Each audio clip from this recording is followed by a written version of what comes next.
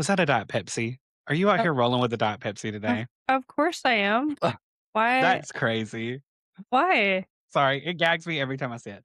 Welcome back to the Caffeinated Comic Club. My name is Gare. This is Marsh, and this is our Pride Month finale. Quick little shout out to Brandito Verse, Final Hex Girl, and Dorkical for being our first three guest hosts. And today we are very happy to welcome Zach's Comics to the pod. Hi, Zach. How are you doing? Hello, I'm good. Thank you for asking. Thank you for being on here with us today. Of We were course. very excited to invite you, especially because of Nice House on the Lake, because I was like, this is so like smart people comic. And I know you read a lot of like literary fiction, and I was like, he's gonna have some takes. So you were the 100%. first choice for that. Yes. How has Pride been for you? Oh, it's been so fun. I feel like it's just been, I'm like, I can't believe it's already almost over. It's so sad. But I did Pride in WeHo, which is kind of like, the big show. So it was fun being in West Hollywood and seeing all the pride and all the love and everybody just having a great time. Did you see Lisa Vanderpump? Sorry, I know she's Oh, really big at WeHo Pride. no, I don't think so, but I'm sure I saw many people where like it didn't even occur to me, but no, yeah, I heard there were lots of interesting characters all over that place, but yeah, I didn't see anyone, I don't think, too special. That's a dream destination we hit. What's it like living in California, like that far out west? Oh, I love it. I love LA. So I'm not originally from Los Angeles though. I'm from Arizona. So I moved here when I was 19, but like it's always been the destination I've wanted to live. And it truly is just like, I love LA. I've never been to New York though, so I can't make that comparison. But eventually I will go and I will see how I feel about both. But yeah, love LA. Marsha, you've been to LA, right? Yes, I I feel like have. that's I have. I've been Yeah, twice, you actually. need to come. If you've never been, Gare, like you've got to go. It's so yeah, fun, especially I West want to. Hollywood. I I want to. I feel like I would thrive. I feel like I would thrive in the gay scene there. What were you saying, Oh, Marsh? I need to go as an adult. Like I went me and my two friends went on a road trip when we were 19 from Texas to LA. And like 'cause we couldn't rent a car, so we couldn't fly, right?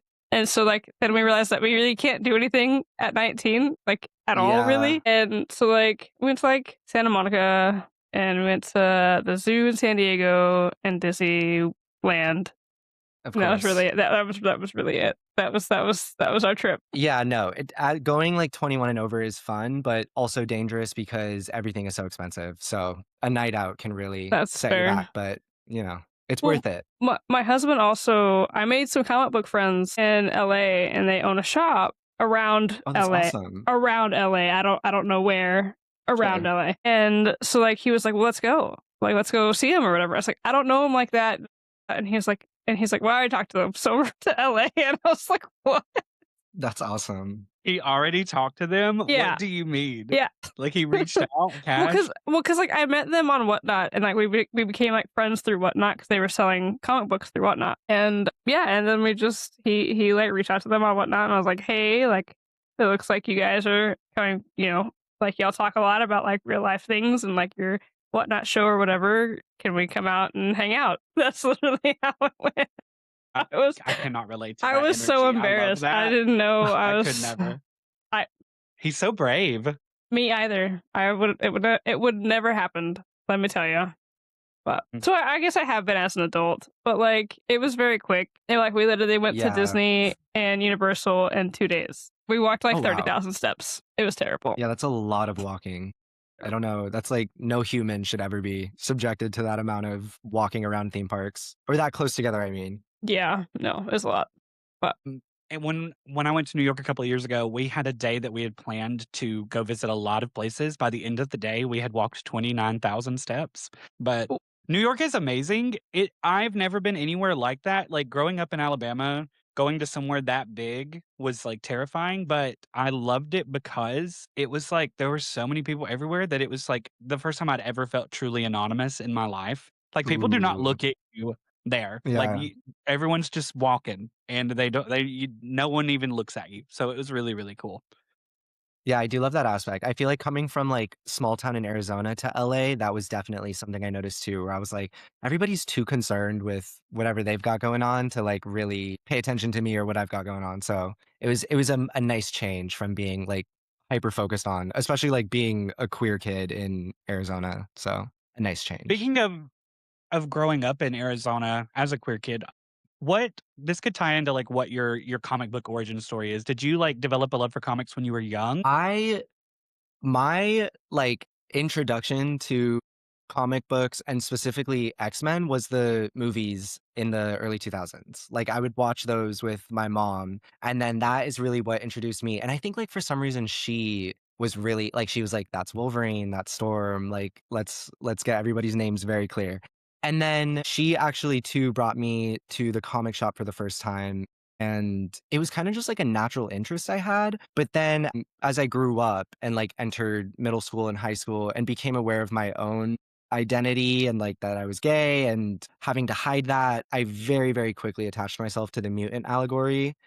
And, I mean, I feel like that's such a common case, but like that specifically is where my love for X-Men really, really developed, was having a story about characters who were born a certain way that needed to like hide who they were because they weren't accepted by society at large. And then also realizing that being born in that way actually gives you access to like a special perspective of the world and a unique approach to things. So I think, yeah, that is definitely where it all began. And then, like, with Rogue specifically, who's my favorite, I think her storyline in the movies, I mean, and just Rogue's storyline in general of being somebody who craves connection and craves closeness, but can't really achieve it to the degree that she wishes she could. And then also letting people in and experiencing negative consequences due to that was something that resonated with me, especially with like coming out to my peers and some people like actually having a negative response and being like, I don't think that we can be friends because you're gay. It was just a very like, I just really resonated with the mutant allegory. And so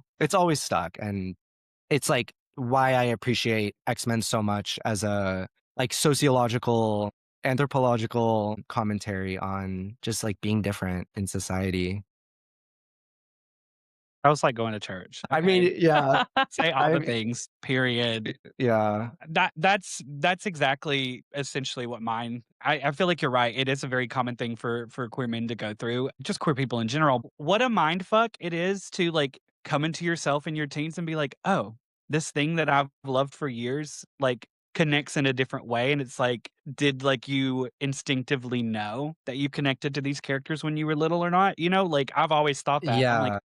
wow, that- before I That's even such a had an good inkling of the question. queerness. Right. Yeah, no, that's actually such a good point. I think maybe it was some aspect of like, I'm different. And also just like those movies were so, I don't know if I could say like the C word, but they were like Magneto Cunty? was, yes, yes. I don't Yes, know if I could yes, say that on yes, you here. can say that. Oh, Those yeah. movies were We so cunty, like Storm and also Magneto just being like so obviously unapologetically queer and a little sassy. Like I definitely, and also Mystique. Are you kidding me? Like I think there was Mhm. definitely some part of me, whether I knew it or not, like subconsciously, I was like, okay, wait, they're like kind of serving, and I love this. That scene in the X-Jet and X-Men 2 where he's like, "We love what you've done with your hair." Like, that's the fruitiest thing. Exactly.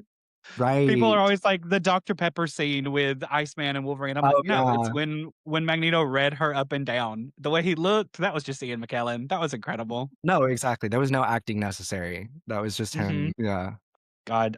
Speaking of X-Men, X-Men 97 season 2 comes out in 3 days. I know. I Is was thinking everyone about that. ready? I think I'm ready. I still haven't watched the episode after what happens to Gambit, so no, I'm not ready. But Oh, that's where I am. So I did do that on very much on purpose. Just be like, "Hey, you so should watch the rest." yeah, yeah, you have, like, a little homework before July 1st. it's true. Hey, That's true. I tomorrow just night, we should just get on Discord and watch them together and just record your reaction to everything. I Like, tried to do that last time and it didn't work. Remember? oh, yeah, you were devastated about that. I was so devastated. I was so emotional I about that whole experience, and I thought I had everything set up to record just like it is right now. Not like this specifically, but I had it set up in OBS like this, and I had started the movie, and it was recording, and I could see myself. I was like, "Cool, ready to go." I didn't hit the record button on OBS. Mm. It's like I was just reacting to what was happening with no recording. was great. So It's kind of awesome. fun. You're just like playing a game with yourself and Yeah. imaginary audience. Just like sobbing for the camera, and then you Yeah. have to be like, "You guys, that video that you posted that you recorded after was really funny." I was I so hated it sad. for you, but I'm very excited about the show. I'm really excited about Polaris, and it seems like she's gonna be a really big deal in it, which kind of surprises me because she's not really a big deal in the 2000s, like in New X-Men and Extreme X-Men. So I wonder why they're bringing her in. Also, where's Kitty Pryde? Why have we not got Kitty Pryde yet in X-Men 97? That is such a good point. I don't know. I feel like the choices they're making with characters and who they're working with, and it's interesting. And also like the switch up of the production team and everything with that side of the show is like I'm curious to see if there's any like noticeable difference between season 1 and season 2. Yeah, the Bo DeMaio tea of it all and what how all that went down with Right. now, like, all of these early reviews coming out being like, "This is the best thing Marvel's ever done," and I'm like, "Is Oh this wow. Disney, like, Mhm. planting reviews before to be like, we never needed, Bo DeMaio or not?" I'm the politics of how they do those things is always really interesting to me. I do know that this season is he drafted out like all of the arcs that they were going to hit in this season, and they're still using that according to him. But season Mm. 3 onward, which they just started voice recording last week, Oh my is gosh. all fresh with the production team. Yeah, we get season 3 early 2027. Wow. Oh, wow. Wait, that's Mhm. fast. Yeah, I had to see what year we were in because I forgot. So it's like, wait, when is 2027? Oh, okay. Yeah, Lenore That's Zann fast. posted about it that they already started work, and I was like, "Oh my god," because we waited for almost 2 years, I think, for this to come out. Yeah, yeah. Mhm. No, it's been a while. It's been a second. I met Lenore Zann at LA Comic Con, and she was so incredibly sweet. And it's so strange to meet a voice actor who sound like they just did their voice for the character. Cause I was like having some cognitive dissonance of like, who am I speaking to right now? But she was very sweet. I was just like walking by her table and was wearing a shirt I made that said Krakoa was for lovers. And she like pointed me out and was like, Krakoa was for lovers. I love that. And was just like That's asking me amazing. about how I made my shirt and whatever. No, it was so sweet and genuine. And yeah, we just got to know each other, gave her a little hug, was like, Rogue is my everything, love you, girl. And she was just very authentic and sweet. So I was like, yay. I love that. Nobody would be able to tell me anything ever again, though, if that happened to me. That's incredible. That shirt, I think that's how I found you on TikTok. I feel like when I first Oh, started making really? X-Men content, that video of you making it popped up, and I was like, "Love him. Okay, Yeah. cool. My people are here." Yes, you found your people. Do you guys have any comic book news that you wanna talk about this week? Is it like something that's coming out specifically this week or just like anything that's coming, like that's upcoming? Yeah, anything. Any comic Anything. anything that's been announced comic news-wise, could be books, movies, whatever. I'm excited for Alien versus X-Men, which they did Aliens versus the Avengers. And I will specifically note that it's called Aliens versus the Avengers and Alien versus X-Men. So I'm like, I don't know why that exists, but that's that weird slight difference. But I enjoyed Aliens versus the Avengers. So I'm looking forward to Alien versus X-Men. It's a very random like combination, I feel like, but I don't know. I hope it's Mhm. good. That sounds really I'll be picking interesting. it up. Every X-Men title that comes out, I'm like, "Okay, I gotta see what it's Right. about." The Exactly. that concept, is it when does that come out? September. Okay, I in know. time for So Halloween. exactly, that's what I was gonna say. It'll be fun. Maybe it'll have, like, the same feel as, like, the Brood saga did. I love when the X-Men get a bit cosmic-y. Yeah, Aliens versus Avengers was it was just more like the art was very it was like more horror leaning and I like obviously sci-fi, but there was also a really cool Spider-Man like costume that was developed with the like face hugger on his chest or something instead of a spider. So like they were doing some cool artistic, it's not like just straight up. They were taking some cool liberties with it and being creative. So I hope the same thing happens with this upcoming one. Marcia, you read that series, right? Like, you've been reading the Fantastic Four versus the Planet of the Apes? Yeah, Is it that just what that's ended. called? It just ended actually. But yes, I did read all of that. It sounds like Marvel's like just doing things like that, which is fun. They're fun, and the Fantastic Four versus Right. the Planet of the Apes, which is fun and campy. It was just like if you went and watched the Charleston Heston movie from the '60s, and they just like plopped the Fantastic Four in there. It was just really fun. So Well, I wonder if that's what they're gonna do, like, Jean Grey, like, in the role of Ridley type vibe. Oh my Ripley? god. Ridley? What is her ooh, name? Ripley. Ripley, Ripley, yeah. Ripley. Director is No, but that would Ridley be Scott. yes, Hmm. yes, that's it. No, that's, like, exactly what I want. Like, that sounds incredible. I love this combination. Mhm. It's so amazing for me. Well, also in the Fantastic Four book, the apes got their powers for a Oh, couple issues. So the Fantastic Four lost their powers, and then the apes got their powers. it's Yeah, incredible. An invisible ape sounds terrifying yeah. to me. And also, like, They're so strong. humanoid, right, like, Mhm. strange, part human, part animal ape. But it was really fun, like I said. So and Doctor Doom was always somehow involved, you know. So I'm glad you brought up that these crossover type things because my comic news is a horror thing as well. Did y'all see that the Midnight titles, Midnight Spider-Man, Midnight X-Men, and Midnight Fantastic Four, have all been pushed back to October 7th, and they're all coming out at the same time? And there's no other Marvel books coming out that week, just those 3 books. Wow. I didn't know that. I knew they got pushed, but I didn't know they were all coming out the same week. That's interesting. Huh. So And I just those forget who it three? was. Yeah, just those 3. I forget who it was that did the statement. Whoever's over editorial right now was like, "We are so confident in these books that we want it to be a full event and drop them all at the same time." And I'm like, like I get that, but I was so ready. August is not that far away, and that X-Men was going to come out in August. But Really? yeah, I am excited that it's going to Wow. be around Halloween. That'll be fun. Yeah. Seeing the art of Vampire Storm biting Jean Grey makes me really nervous because it's like Storm's already a vampire. If Jean Grey is also a vampire, that's 2 of the strongest women in comic book history together. Like, how do you have a story without killing them both? It's also interesting because, like, did you both read Blood Hunt? So I was just about to bring up Blood Hunt, actually. Right. Yeah, I was like, it's giving Yeah. very much Blood Hunt vibes, and I don't know how to feel about it. So Mhm. Yeah, it's definitely interesting. Because I was thinking, like, unless just at the end there's some big, like, reverse the vampire curse event that happens, but which is what happened at Blood Hunt. So I don't know. It's definitely interesting they're dipping back into the vampire situation, but I Mhm. hope it's good. I really do.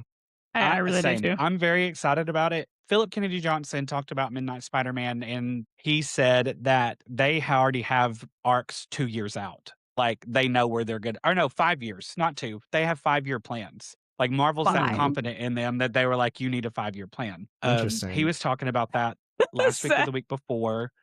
Your And then face. Sorry.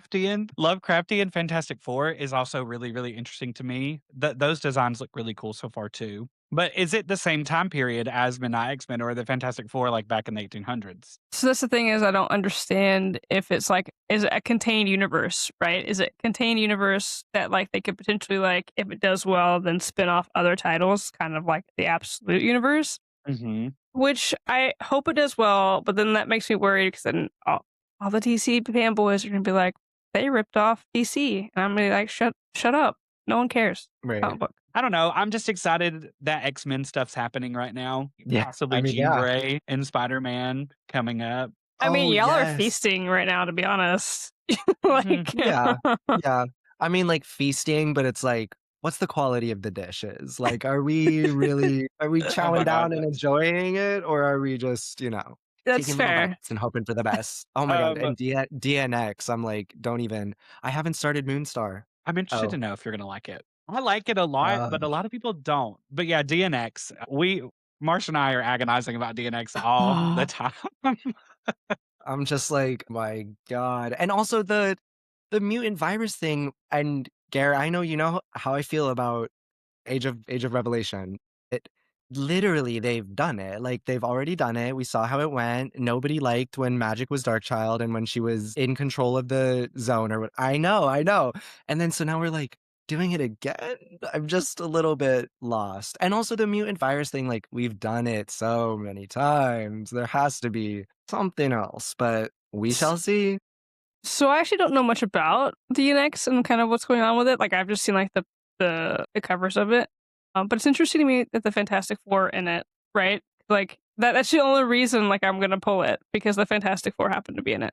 Otherwise, I would read it elsewhere. But Yeah, right. but I'm interested to see if this is how they retcon Franklin, because Franklin was a mutant, then he's no longer a mutant. Now, is he going to be a mutant again because of DNX? That's the only thing that kind of has me somewhat interested, Mm, but I don't think it's going to happen.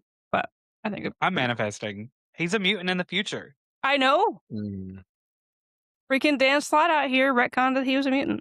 He's been a mutant for 40 years. Why would a man be there? You know, the thing is, DNX. I don't know if you're going to need to read Age of Revelation. Find a video. I'm certainly not going to tell you what all happens in it. I can't relive it. But Is it don't Yeah, bad? Is do it not bad? read it. it's Yeah, just like a lot of nothing. It's not. They were trying to like reheat the nachos, as the kids would say, and it's not. They were not reheated to a temperature that I liked, at least. And it went on for so long. It went on for three full so long. months. When is it? Yeah. What? It was this recent, right? Age of Revelation? No. Yeah, That's yeah. the It thing that was you read. last fall. Yeah, That's Yeah. okay. Yes. it was Okay. 3 full months, 4 titles every week. Yes, I remember this. And you I read don't all even of know how I them. did it. And I you read was all of It them. was convinced. a lot. It was a lot. I'm Okay. just like, and it was also like, we're post Krakoa, we're trying to make things happen, and boom, Age of Revelation. Age of Uh, Revelation is the culmination of editorial really trying hard to get X-Men back in everyone's good graces, and they're like, "We have to go back to the '90s."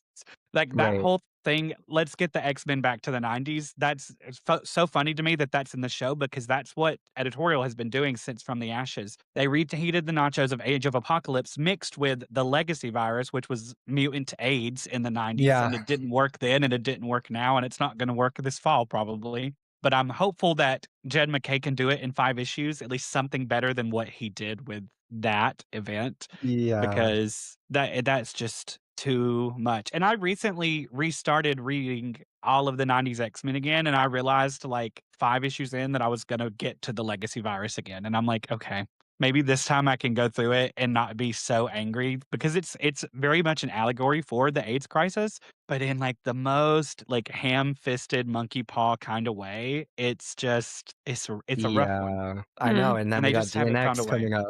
You're gonna have to be dealing with a lot of viruses. So many, so many. I hope that it also like wraps up kind of. I'm not caught up on X-Men like adjective list, but this like 3K, like I'm just like, okay, yeah, it's definitely culminating to something, and Yeah. we will see. We will see.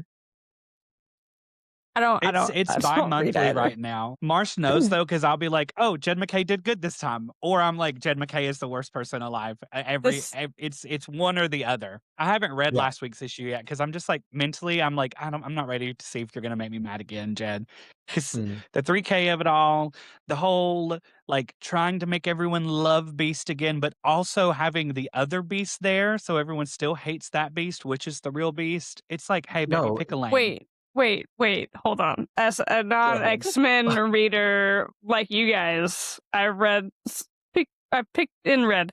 There's 2 beasts. I can't even handle 1 beast. There's 3 or 4 beasts at this What? point, but there's only 2 right now What?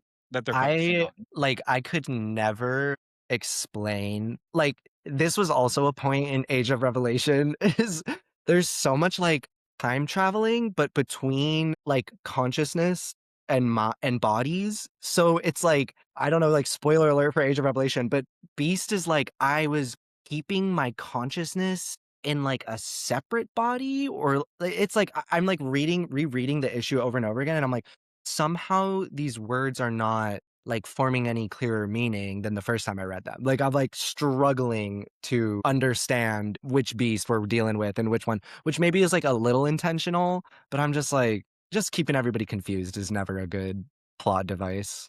That's fair. Yes, I saw a TikTok where this girl was talking about it, and so the beast that we have right now, Marsh, you haven't read all of Krakoa yet, but I'm gonna go Yep. ahead and tell you.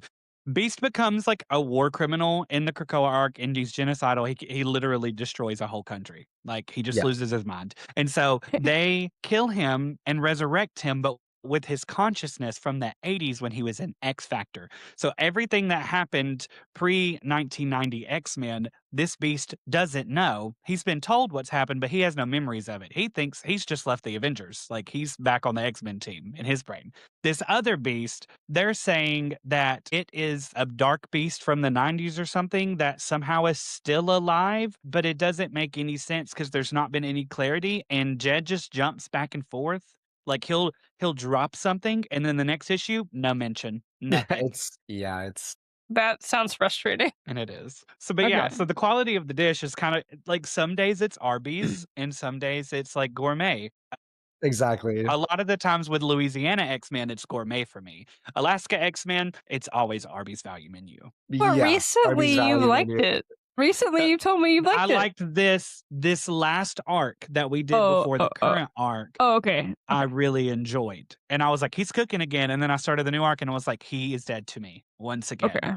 Okay. Yeah, 'cause I don't think we've talked about it since you said that he's cooking, and I was like, "Oh, okay, cool, he's enjoying it." And then all of a sudden Mm-mm. now I'm hearing that you're not, and I'm like, I don't know what's going No, on. this where is it? This last one is. Oh, Wait, the one that actually, I just don't came think I have out? it here. No, this arc. This is part 2 of a new arc, Anomaly, and it's very much just. I don't even Yep. know how to explain what's going on, but it's like Quentin Quire gets hurt in it. Yeah, beautiful cover. Very jealous of both of you guys That's creating all. that cover because That's all I have. I couldn't find it. What was I saying?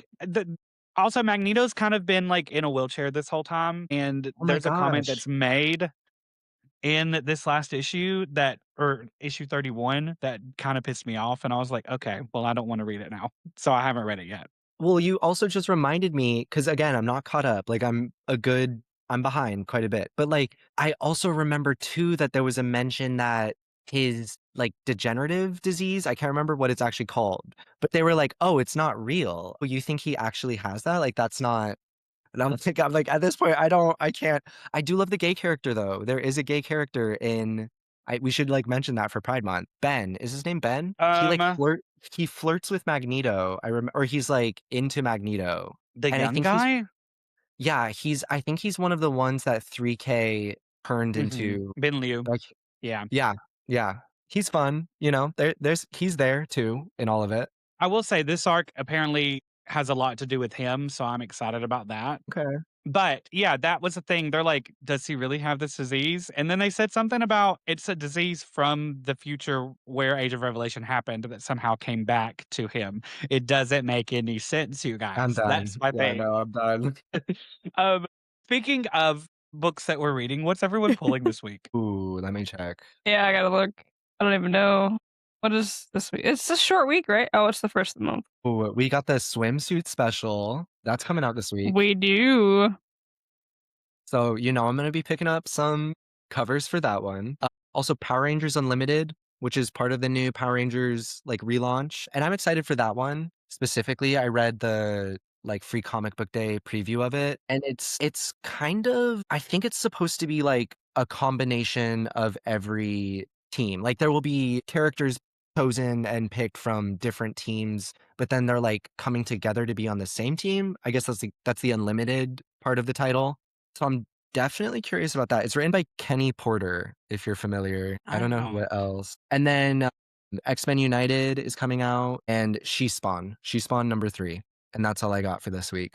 What about you, Marsh? So I'm also gonna get the Batman number 11 swimsuit special or swimsuit variant because, I have Challenges of Doom, Mr. Fantastic number 1. Do I have any idea what it's about?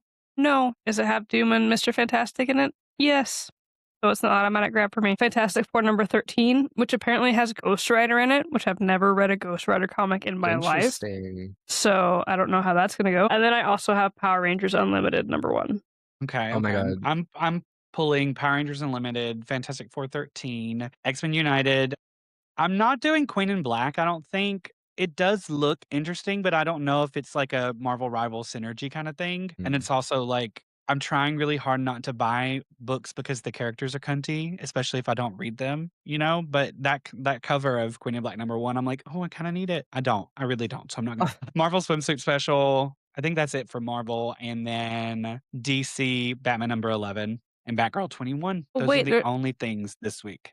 There's an actual swimsuit special? Shit. Hold on. Yeah, the Marvel swimsuit special. I didn't know that. I thought we Yep. were talking about the variants of Oh no, DC. it's the swimsuit special. Oh, and also did just check out the Batman swimsuit variant after you brought it up. Mhm, And mhm. yeah. That's gonna be a good one to add to your collection. Yes, yes. There's quite a okay. I'm sorry, I'm now looking at the swimsuit covers The variants. and I was like, "Oh, all right." I'm like, I had to limit myself. I'm getting the Aka variant and then the Terry Dodson and then Mahmoud Azrar, which if you know the controversy of the The cover. Speedo? Yes, do you know about that? About Mhm. how the cutouts they changed in Gambit's Speedo. There was like two little like windows on his Oh. hips, Mhm. and they changed it to purple fabric. Like they completely removed the window. So I'm curious to see if they keep that or if they change it. The Comic Geeks preview has it purple. So they Yes. might have fully just like But released the Speedo window when I cover, f release it. when I first looked at it, I thought it was his skin, and then when you said it was purple, I zoomed in and I was like, "Oh no, that is purple." I know, it's like the white and gold or blue and black dress, like, and then when Yeah, you think about it Laurel Yanni. you're not exactly, wrong. Laurel and Yanni, but it's Gambit's Speedo. I really I know. want there's a 1 in 50 variant with Sue on it that I really want, but I'm not gonna buy a 1 in 50 variant because it's ridiculous. How much are 1 in 50s usually? $50. My Period. gosh. Yeah. Period. Or at least that's what they were in Dallas. I don't know what they are here, but I'm gonna try to pick up the Mahmoud and the Aka. There's not any other ones that I really want. The Magic one is pretty, but if where are they the men? have This is the Gambit's time that I there. want a man to be there. Other than Gambit, Yeah. though, you know? I need Slutty Cyclops back. I got that one last year, Oh, Slutty I have that Cyclops and one. Jean. I have that one. Yes, I have that one too. I know, and then when there is a man there, they remove his window and put in purple fabric. Have you Mhm. seen the Batman cover, Gare? The Oh, Batman yeah. Oh, Oh, yeah. Oh, yeah. Absolutely. I was like, I, I love that they do this, but it's like, I want to know what is like how much of those actually sell because this is a medium that is dominated by men essentially buying all the books. So it's mhm. like I know these little boys are like putting him up on the wall, being like, "I'm going to be him Yeah, one day." exactly, exactly. And it's just like, oh, you got Batman in a Speedo on your wall. The Bat Bulge is 3D essentially in that picture, period. As it should be. I mean Agreed. somebody's buying it though. The Nightwing one, the pre-orders are already sold out on Mhm. No, Midtown. Yeah, they've got, they like are. they must have, like, a full area of profit just dedicated to like, DC kills it in that regard, and I'm That's like, true. the big 2 are always taking and stealing from each other, which I was gonna say earlier regarding, like, Midnight and Absolute. It's like, since Mhm. the beginning of these companies existing, they've always been pulling from each other, so it's nothing new, but Marvel needs to take note because they have no problem with putting the girls on their covers, but God forbid they take that card from DC's playbook, and I'm like, give the people what they want and what they deserve. Have you seen the cover for X-Men Outback number 3, I think, by Russell Dauterman? The Maddie and Havoc one? You haven't Yeah. seen it? No, Oh. I have seen it, and precisely, that's exactly what I'm talking about, Mhm. like I and like that's, like, the one they'll do the whole Goblin Queen and Alex thing, but give us more. Obviously, the people love Mhm. it. Mhm. It's always Russell Dauterman. It's always Russell Of Dauterman course. that they let do it. No one else. But are you looking at it? That one's Harsh. crazy. Hey, What that is ha arc, the Inferno arc, that's basically what Havoc's wearing the I need whole to get time. I honestly need to get to that arc if we're being honest with each Oh, other. it's incredible. I It haven't really Garrett, it took me 20 years to get through the Brood saga, okay? It never ended. that Never was like a ended. full month for you. It was. I remember being you were like, "Is it close?" And I'm like, "Nope." It was good. It was really good. It was just so long. Anyway, If anyone doesn't have anything else they wanna talk about, are y'all ready to dive into Nice House on the Lake? I am I think ready. so. Yeah, Yeah, let's let's do do it. it. I did not write this summary. I got it it's a mix mash of different reviews from the internet. Alright. I tried to get it where it wasn't super, super spoilery. The nice house on the lake begins with a group of friends invited to a luxurious lakeside mansion by their charming, slightly mysterious friend, Walter. The guests all know Walter from different stages of their lives, but some of them don't know each other. Soon after they arrive, they discover that the rest of the world has been wiped out by a seemingly apocalyptic event. Trapped inside the house, which is protected from the catastrophe and stocked with everything that they could ever need, they struggle to understand why they were chosen to survive and what Walter is hiding. As the series unfolds, the mystery becomes less about the apocalypse itself and more about the complicated relationships among the survivors and Walter's shocking true nature. Equal parts psychological thriller, character drama, and cosmic horror, the story focuses on how ordinary people react when they're given safety at the cost of everything and everyone they once knew. So this whole concept for me is kind of just like a birthday cake, essentially, just like this perfect little creation. I loved it from beginning to end. I didn't really find myself rolling my eyes at anything. I just think this is kind of a masterpiece in this medium. No, I completely agree. I think like the writing is incredible. The minor details that make all of these characters so believable are there. The art is like this was the artist for this story. It's Mhm. incredible. Every issue, there's like no lull in quality, and everything feels so intentional and meaningful. Yeah, 100% agree with that. Marsh, was this your first time reading it? I can't Uh, remember. no, I read it in singles when it came out. Oh, That's okay, you so did the week by awesome. week. Mm, That's it reads much better as a completed story, though. I would find myself not remembering. It was much like reading Exquisite Corpses. Like I would find myself not remembering what happened the previous month, and then have to go back and reread it again, which is fine. But sometimes I don't want to reread a comic book that I just read. Mhm. I do think that's kind of when there are such complex characters where minor details and nuances in I could see how if you're reading it in like not a collected format, you might get a little bit lost. I mean, even when I was reading it, I was having to flip to the back because there's like one cover they did with every character and their title. And I kept having to be like, or when they would reference like in the beginning when they do the character intros, they would say like friend of the painter or whatever. And I'm like, okay, trying Mhm. to trying to create the web in my brain of how everybody is actually connected.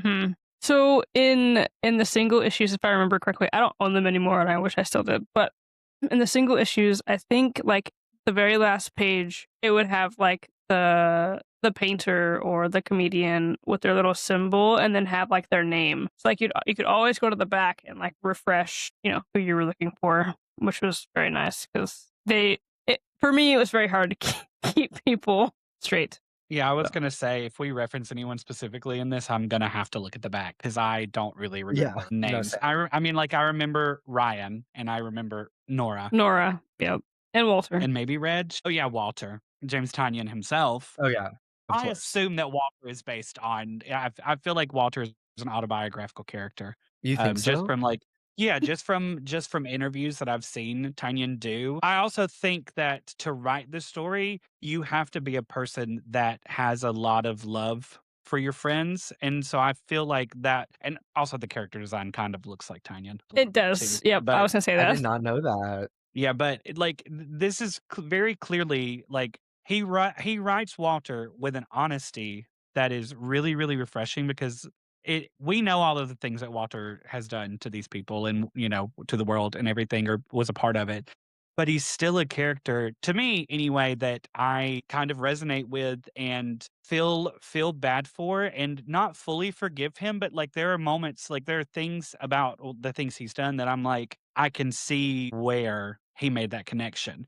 And it like I don't know. I love a big friend group and I think that's I think that's a part of the queer experience is like the idea of found family and that's really like such a Walter's such a metaphor for like a queer person whose own family doesn't really love them anymore and so they find all of these people. And so I could see someone losing their mind and trying their best to like take care of everyone like well intentioned but ends up hurting everyone and that he's just such a dynamic character to me. So I feel like this was very long-winded of saying, I feel like Tynion has to know this character well, so that's why I feel like it's kind of autobiographical I mean, a little like, yeah, bit.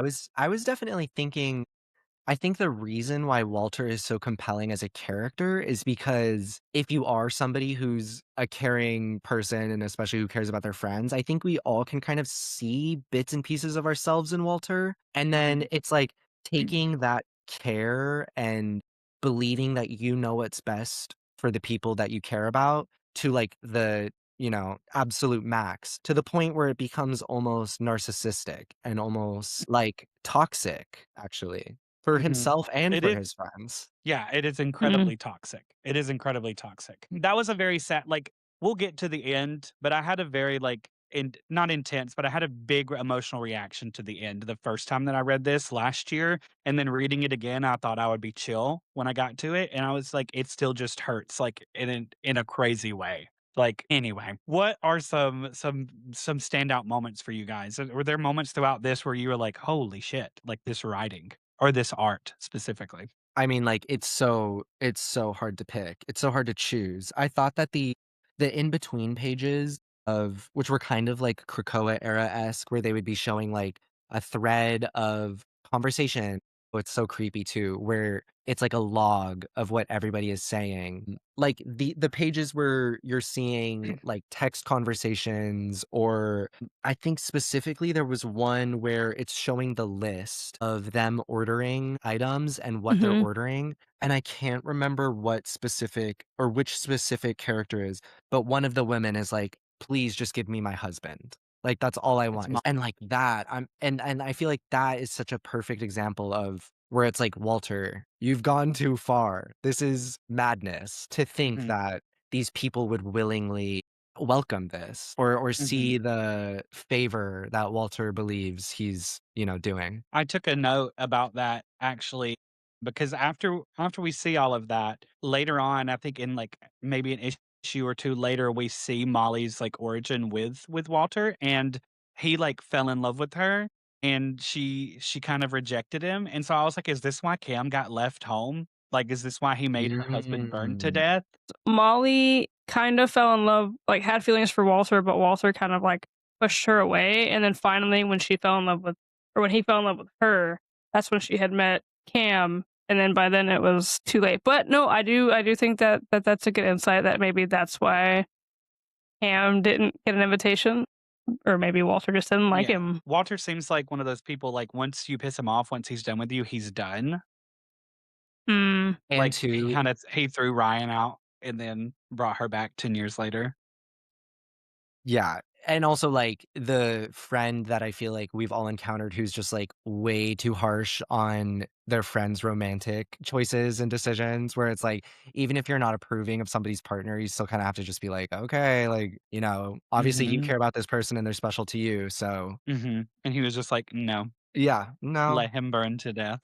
let him melt. Yeah, that I'm glad you said that. So, at the beginning of the book, it shows him having a conversation with Ryan, and how she describes the end of the world is what he chose or what they chose. Right. Imagine what kind of mind fuck would that be if you're Ryan and you're realizing, "Oh my god, this is my fault because I was a little too creative with the vodka that night we were drinking." Yeah, no, Just that's actually such a good point, and I don't even think that's something that's really acknowledged is that Walter took her method, the which, only, I mean, I don't confirmation we get is she's the first one that realizes what's going on. She's like, "Walter, what did you do? Like, right. tell them Oh, what's yeah. going on." I did like how they depicted Walter, like, in his, like, alien form, like, the way that, like, his body just, like, morphed because, like, the human mind couldn't comprehend what he really is, so it was just, like, a whole, like, Mhm.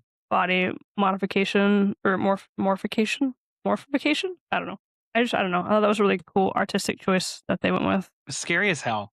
Just big It smoke head. it's so great. So scary, and Um I love his white glasses that, like, Mhm. he's just had his Mhm. entire life. Alvaro Martinez Bueno did a really great job, but Jordi Belair has a way of coloring horror stories and things that feel off. I just think this was the perfect team for this. Honestly, Jordi Belair did what is that book called that Jeff Lemire did? The Moon Knight book with Lemire, but also the tarot card, Minor Arcana. I don't know if you guys have read that, but Jordi Belair's Mm-mm. colors, oof, just fantastic always. Did The flashback go ahead, go ahead. I was just gonna ask if anybody else got confused. I think it was around like from issue 6, like we finished issue 6 and go to issue 7, and then all of a sudden Walter was in the house, and I was like, what the fuck?" Like again, I haven't read it in so long that I was like, I don't like. I had to go back, and I was like, wait, what happened? How did Walter get here? And then we find out later that he had erased all their memories, and like he was actually in Mhm. the house. And I was like,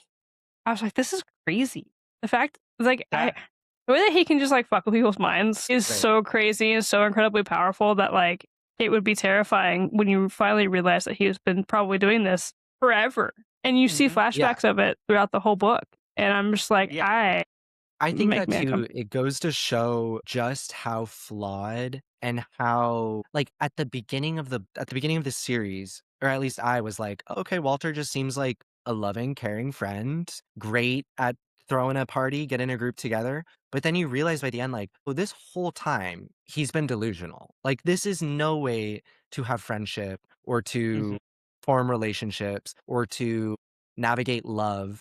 And it's like, to a certain degree, Walter understands that and he struggles with like connecting with somebody new and then being like, oh God, you like actually you're a really nice person, but I'm not, I actually am I'm out of room, or like I'm gonna have to change somebody for you. And but it's still, it's like he has like that slight amount of humanity and then the rest is just pure delusion, like pure out of control, powerful Mhm. monster, honestly.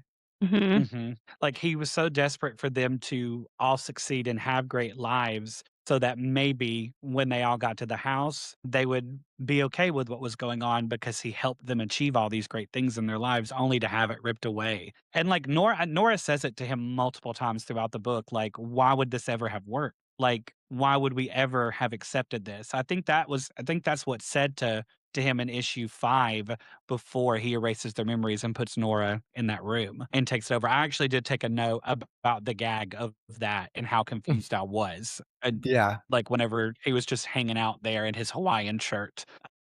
Such a good like mid-series plot twist. And it because like in issue 4 you start to like get a picture of what's going on. The comedian issue, that's whenever we start to realize that they don't remember how they got there. And it asks the question like, are they even on Earth at this point? Are they in some alternate dimension, a pocket universe? It's never fully explained. What do y'all think? Are they somehow in like a little bubble on Earth, or are they on his spaceship? Well, there's like one, I don't know where it is, but there's one that, and I think it's the final issue. If I can like hold up the book for Hmm. everybody to see, like this image, that Yep. image makes me think like, oh, they're fully just like in some manufactured, like this is on a ship or this is in some sort of, and even like the control room, the way that it's just like a Mhm. zone. There's no, I don't know. I think it's just as incomprehensible as his form and as like all of it is just very surreal. It's like Mhm. unexplainable. Yeah. I agree. I do think that they're like in some sort of pocket dimension or on their ship or like somewhere. I, I think there's multiple of them, right? Like there can't just be one. There has to be multiple Walters that took 12 people and put them on this place Mhm. so that they There can are. watch them. Yeah. And so, yeah, I don't think that they're on Earth anymore, unfortunately. I think Earth is long, long gone. I do want to bring up real quick because I was curious on how the release of this book was. So the first issue came out in June of 2021, and then they go July, August, September, October, November, and then at 6, after 6 ends, they have a break until March of 2022, and then do March, April, May, and then there's another break until September, and then September, November, December. So like, how crazy is that to like have like so from 6 to 7 when Walter's not there and then he's there, like I'm telling you, mind fuck. Yeah. I mean, and also I isn't think that that's kind of what's a thing with Tynion books is they're always getting like delayed or That's yeah. yes. fair. He writes a lot. That's what I was gonna say. I think that's what they're doing with Nice House by the Sea. Like, issue 6 just came out recently, 6 and 7 just came out, like, in the last couple of months, and I don't think a book had been released in maybe over a year. I could Wow. be wrong, but I started collecting in August, and I have not seen that book until, like, last month. Yeah, and I was gonna say too, I mean, it probably like, there could have been some influence from the pandemic originally on the Mhm. release, That's fair. but I mean, that doesn't really explain, the other books that have been It it was delayed a and whatnot.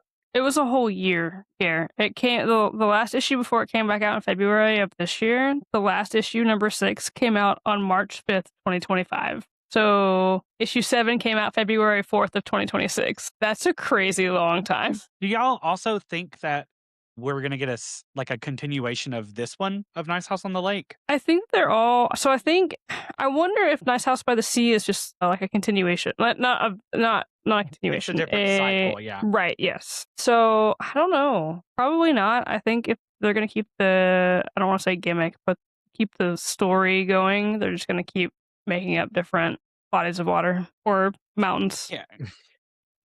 or The nice plains. art, I'm interested to see what the second one is like because it's how do you expand upon that idea when when you just start the cycle over? I'm interested to know what it's going to be like with a different person, a different Walter in the situation.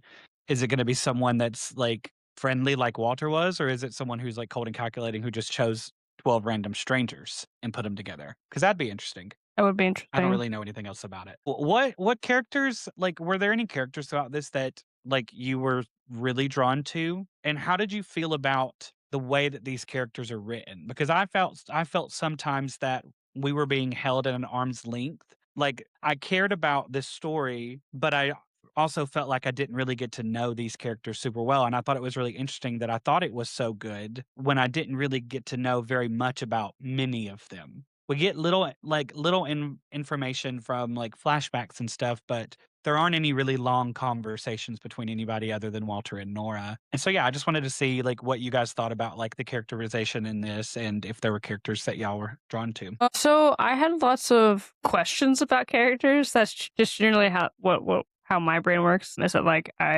we get those little introspective pieces of like the flashbacks and stuff, and I'm like, oh cool, I want to know more about you. How can I know more about you? You can't because it's not in the book. But it just makes me I think of more questions. Like I think it was the pianist, the blonde haired guy that was like I think secretly in love with Walter, but like also married to his doctor wife, but then also spying on everyone for Walter. And I was just like, I want to know more about you. I want to know more about that gentleman.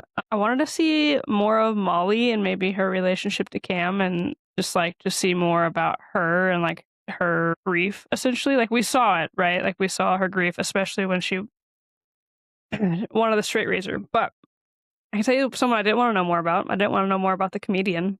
I didn't like that guy. I did not like him at all.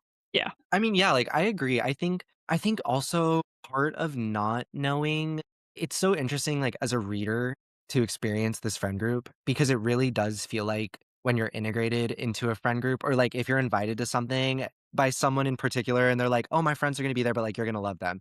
And then you show up and you're kind of like putting together the dynamics and like taking what you can from interactions to be like, "Okay, like this is how these two feel about each other." So, like, in that way, I appreciated the ambiguity of not fully know or, like, kind of piecing together the dynamics yourself. I don't know. I loved Nora. Like, I loved her story, and I loved the flashbacks of Walter with his group of friends and even, like, falling in love with friends. I love the way that queerness in this group was I mean, obviously, like, knowing that Walter is, like, an interdimensional being, I would hope that he's not holding some homophobia or something, but, like, just the way that the characters were so open about their love for each other, be it Mhm. romantic or, like, even showing, like, the friend zoning, and I just felt like all of it was so natural, and even the way that they deal with Nora's transition and, like, being friends with almost 2 people in the way that if you've been friends with someone pre and post transition or whatever, just thought it was so well done and done so tastefully and so realistically the way that or sorry, wait, who is Nora's ex again? The scientist, I can't remember her name. Veronica? Maybe? That sounds right. Maybe? Yeah. I might have a I note can't on it. right. I can't remember who specifically, but even that aspect where I think they say, like, when she was dating Nora, her name wasn't Nora or something like that is the way that they put it. And even that is Mhm. so like, I've known people who have started dating somebody and within the relationship, like, they've transitioned. And so even that aspect of, I don't know, like, I think it plays into this idea of you might know somebody, but you might not really know who they are, until they're Mhm. ready to give that to you or share that with you in the same way that, this group thinks they know Walter, but clearly don't know, enough about him. Mhm. I wanna say your first point when you said that this was like being invited to a party where you didn't know anyone and you kinda put everything together, that's so spot on, and that kinda makes that perspective kinda makes me be, like, a little bit more okay with how little we got to know about them because Mhm. you're right, that's exactly what we did as we read it, and I'm like, "Period T." That's like Yep. a very gay thing because like, I feel like being invited I've been to a lot of parties where I'm like, okay. Like you scout the room and you see what's happening in like with the interactions. And so that was really cool. The Nora of it all, I really thought the transition storyline was done really well. It felt very, very natural and it was lovely, lovely, lovely to read. There was a choice that is made early on in the book that they kind of went back on that bugged me a little bit in one of the early issues, there is a scene where Walter is at the bar with I can't remember who, maybe the guy that's married to the doctor, and also Nora pre-transition. But in those panels, Nora's face is scratched out because it was like, oh, they're respecting who Nora is now and not showing like dead name face. And I was like, oh, that's cool. But then the next flashback where we saw Nora pre-transition, they didn't do that, so I was confused by that, and I wanted to know if y'all caught that too. 'Cause I thought it was, like, a really lovely choice, and then it didn't really continue on throughout the book. I don't know if I originally caught that.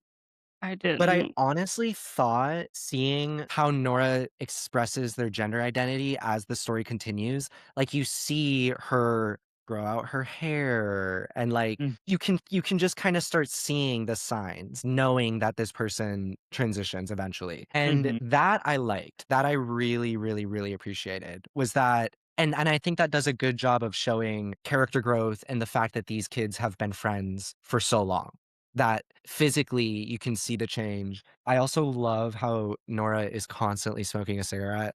Like, I just mhm. and I'm like, and she deserves one. Like, I just love that. Agreed. Nora is the character that I felt like I knew. Like, Yeah. I feel like within the first issue, I was like, "Oh, I know this character," and she was just very, very fully formed throughout the whole thing, and I really appreciated that. I actually did like the comedian, though. Really? I don't know if Interesting. it's like that toxic part of my brain that like sometimes loves like a really funny kind of cute straight boy. But I was just like, I'm glad we have someone to make me laugh. Like his list, he wrote fleshlight. I was like, and he Right. would. Like it was funny as hell to me. But he is annoying, I will say. It's maybe Most of the more men in and this are. maybe more in the later issues that I didn't like him. So, like, yeah, in the beginning, he was funny, like, Fleshlight, like, I want all these suits, I want all all these ridiculous things that you don't really need at the end of the world. But I think it's more of, like, the when they found the guns and they were just like, "Yeah, let's do this thing," and I'm like, "That's a terrible idea," and he's like, "No, it's a great idea, let's keep doing it," and I'm like, that's when I really just didn't just I was like, "Why do men gotta be men? It's gross." You're so real for that. That's the TikTok clip. It's just that short second. You go, why do men gotta do men? You know?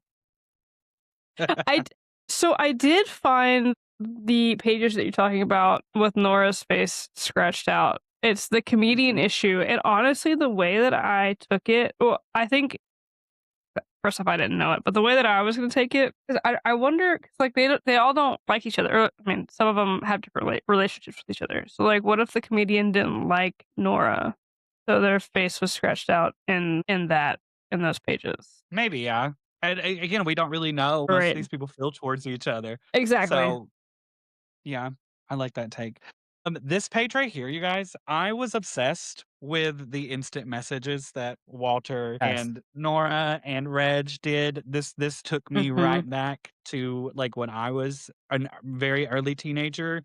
And it was just the way I wrote a big note about that, just the way that like Walter's like, I have a secret I want to tell you. And the whole like, oh, are you in love with me too? Yeah. Thing. I don't it brought me a joy that I didn't expect because I was like, "Oh god, they're kids." And it also makes it a little bit more I think that's where the inclusion of that is where I started to feel really bad for Walter because like they were all kids once upon a time, and he always had this horrible thing Mhm. that he knew that he had to do. And like he even the reveal that Nora and Reg found out when they were teenagers too, and he had to erase Nora's memory and let Reg keep a little bit of it so they could help him design it all to betray their friends. Like Crazy. unknowingly, so fucking sad. Awful. Like I it's unforgivable, honestly, everything that Walter did, but I just like look at that and I'm like, that's just a sad little boy. Like it just sucks. It just the whole situation just sucks to me. Yeah. I like the instant message pages just because, like, you could see the conversations that maybe Walter and Reg were having, and then you flip to the next page, and then Walter is talking to Nora. So, like, but they're having like two conversations at once, and I was like, how many times did I do that as a young teen? Too many times. I was talking about somebody while having a conversation with that same person. Mhm. Mhm. Yeah. No, yeah, I thought the messages were so cute and so well done. And again, is just showing that human side of Walter, where it's like Mhm. it's just so I don't know, it's so I think honestly, like, looking at it from a very real world approach, like, if you've ever had toxic friends or relationships that you've realized, like, you needed to get rid of or whatever, it makes you think about how things can start, like, innocent and pure, and, like, nobody hopefully wants, maliciousness or bad things for each other, but it can happen. And especially when somebody who truly believes that their good intention is trying to control things that are really out of their control. It's just a dangerous game. Mhm. In the name of love. Like Right, that was the last big note that I took, that the true horror in this story is Walter's love for them. It what he does to them and taking away their autonomy and their memories, fucking with their memories completely in the same way that people do when you're like they're being gaslit. Like right. far worse than going out in flames and melting like everyone else is being trapped in this world that someone created because they loved you so much is so fucked. And you're like and then like like you said earlier, they did not know who he really was. The only people who did know who he really was were Reggie and Nora. And the end is so fascinating to me because Walter being the engineer and Nora the reveal that Nora is the only one that knows the truth about, like, they have to trick everyone into killing Walter so that they can believe it. Right. I and again, ultimately heartbreaking and tragic, but it also for me, it's like, how does Nora live with herself knowing what she knows? And is it's the greater good, the actual comfort and relief of her friends, like, thinking that they've gotten rid of this man, or the fact that he's still out there and he can change his mind at any moment. Like, I just thought it was a very fascinating way to end this book. No, the ending is so brilliant. And I'm like, even reading it now, Walter says, "If I gave you the choice, would you come or would you die tomorrow with everyone else?" And Nora says, "You're not going to let me choose, so I'm not going to answer that." It's like that exact, like, trying to reason with somebody where it's like, we're in two different worlds. Like, this is not the same situation for us. And trying to also convince someone like the love that you're trying to deliver and give us, we don't need this. We don't want this. Mhm, Like, I think almost dying with their family and friends, I mean, that's kind of what they come to terms with, is that it's not worth it. It's not worth it to be alive here and to be mhm, alone. And I think, like, again, it speaks to, as queer people, your chosen family is everything, especially when you don't have a family, like a biological blood family to be there and support you. But I mean, still, that doesn't mean that, what Walter it's just hard. It's hard when you need to convince somebody that what they mhm, believe is best for you might not actually be what's best. mhm. Mhm. Do you have any thoughts on that, Marsh? Uh, no, I'm processing. It's heavy. I feel like it's hard to. Mhm, And yeah, I mean, the amount of betrayal too among everyone. There are people betraying each other who are not Walter. mhm. Yeah, Mhm. all throughout. And it's the whole thing is a tragedy, I feel like, more than it is a horror. Like, when I first read this, I was so excited to read something spooky for Halloween. It's the only reason why I bought the book. And man, Right, right. I was just like, "What the fuck?" Like, Yeah. it's and you know, like we've said, it speaks to a lot of queer experiences, but it's also like, I think everyone's had a toxic friend in their life. I feel like, well, I say everyone. I feel like a lot of people have had toxic friendships with people that have like, just absolutely broken them, and this, like, on an apocalyptic scale, like, I just don't I could not fathom even trying to live in that, and, like, Molly being the first one to be like, "No, I want to commit suicide," begging for it every Mhm. single day. It's like, none of them can die. That's crazy. At the beginning of each issue, we see a little, like, kind of epilogue of, like, these characters telling the story as we're seeing like their end, and they're like surrounded by flames and just rubble and like rats, like Yeah. somehow where they are, the world has come to what it is, and they're still just as young as they were at the beginning of the book because they can't age anymore. Like, Mhm. Mhm. they can't. It's just terrifying. It's like in a really really really sad way. Yeah. Yeah. I don't know. As someone who I went through an exercise in college where it was like, "Would you wanna live forever?" And a lot of people said yes. And, like, thinking about it through the lens of this book, like, the world's gone, everyone that you know is gone, except for your 11 friends, but everyone else that you loved is gone. Like, that's heavy stuff, and that's stuff that, like, no, I don't think I would. I don't think I would. That's awful, and I love my friends. Like, if I was with my, 11 Right. best friends or whatever, that would be awesome, but to live forever without your significant other or your parents or your children, if you even have any, like, that's just something that just seems so terrifying, and I would have also probably killed Walter too, Yeah. or Well, wanted to too, die. and they're them touching the statues and seeing, their loved ones being blown away or their homes being destroyed. It's like as if and again, it's like as if that would make it at all better. And again, it's like, yeah, you love your friends, but one of them deciding that they're gonna protect you, from it's Mhm. like, okay, like I love you guys, but I don't know if I it's like when you're like deciding to move in with your friends and everybody's like there are horror stories of people living with their best friends, and by the end of it, you never speak again. And it's like it's like that aspect of human relationships that again Walter just cannot wrap his mind around. Yeah, exactly, exactly. Because I honestly, I vacation with friends. By the end of the first week, I'm like, "It's time to go home." Like, I Right. desperately need to be away from you people. And, like, I these people, it clearly didn't work. They were all whenever someone was like, "We can make your own little houses," they're all like, "Yes, please give me my own little house, Reg."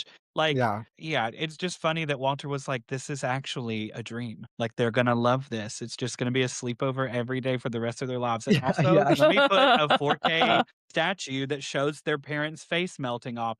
When I read that, I was like, "Now why the fuck did he do that? Why what Right, was the right. point of that?" Because it feels very cruel. Like, it how could he not know that that was not the move? I just think it's how he isn't human, right? Like, he's trying to be human. He thinks that he has all the human emotions that he needs to make these decisions, and he thinks that's the right decision. The right emotional decision is to have a statue like that that can show you that there is nothing left for you on Earth. Everyone is gone. If I show you that they're gone, you'll believe me. And, well, yes, I will believe you. That is terrifying. Yeah, and again, it's so manipulative to say like, "But look at if you didn't have me, like look at what," or anything like that. It's such a like wicked and harsh way to I mean, again, like how it ends when Nora's like, "Walter, this will never work. Like this Mhm. will never, never, never work. I know it's not clicking to you, but like nobody would ever accept this, and we are going to try to destroy everything and murder or and kill you. So, heads up, you know? And it's yeah, it's just it's such a shame almost that these people have known each other for so long because I think it would have been so easy to do the same story about a group of friends who wake up mysteriously in this place and are trying to figure it all out. And there's some mastermind who's controlling. But for him to be like the glue of the friend group and to be like emphasizing the Mhm. importance of, their relationships with one another, I think it's so like, that aspect is so relatable too because, when you are in a friend group, it does feel like these relationships were, like, made in the cosmos, like, we were meant like, I say to my girlfriends all the time, like, "Do you guys think we found each other in every lifetime? Like, were we, like, chilling in the 1800s as besties back then too?" And, like, yeah, it's just, like, there are things greater than, your friendships with each other, and at the end of the day, everybody is selfish in their own way.